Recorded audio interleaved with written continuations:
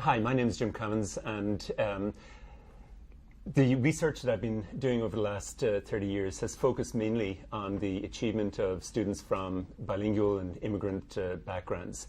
I've been really concerned with issues connected to educational reform and the extent to which students from diverse backgrounds are included in the overall reform process.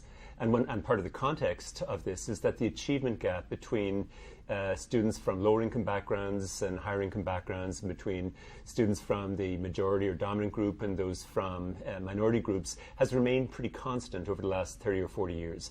And the issue comes up, what can we do to address that? The latest incarnation of educational reform efforts is the Common Core State Standards.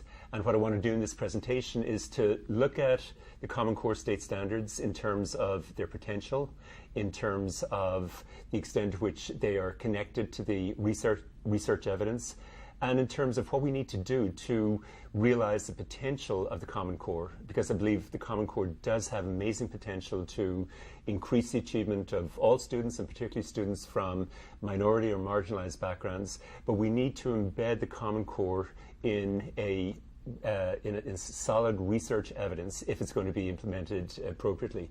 So in my presentation, I'm going to divide it up into 6 sections, and I'll go through those initially just to give you a sense of where this is going. First of all, I think we need to learn some lessons from history. The Common Core is just the latest major reform thrust in American education. We can go back to the early 50s and find a variety of efforts that have been made to improve education, to address the underachievement of certain groups of students. And when we look at many of those initiatives, it's not encouraging, because none of them have succeeded in raising overall achievement levels significantly, and none of them have succeeded in addressing the achievement gap. So if the Common Core is going to be different, we need to understand why those previous reform efforts have not succeeded. So the second section then will look at the interaction between ideology and research. And clearly there are different ideologies that are operating in every context.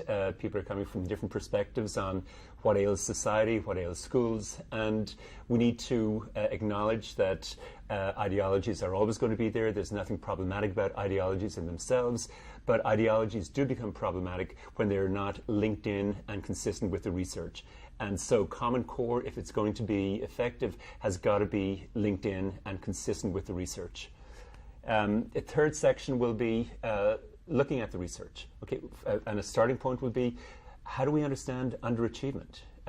What are the causes of underachievement? Which groups are failing academically? And what do we do about it? So we need to understand which groups are failing, what are the causes, the specific causes operating in those situations, so that schools can address those causal factors. And if the Common Core gets implemented without addressing the underlying causes of underachievement, then it's not likely to be successful. Then the fourth section will look at a framework that I've tried to put together that, even though it's a very simple framework, does incorporate major trends in the research, major findings in the research relating to promoting achievement for students from diverse backgrounds. So I'll talk about how those elements connect with each other in the framework, and the fact that some elements of the research have been neglected in policy initiatives over the last 30, 40 years. And then finally, I'll look at what evidence-based instruction looks like in practice, and how we can implement this within our schools.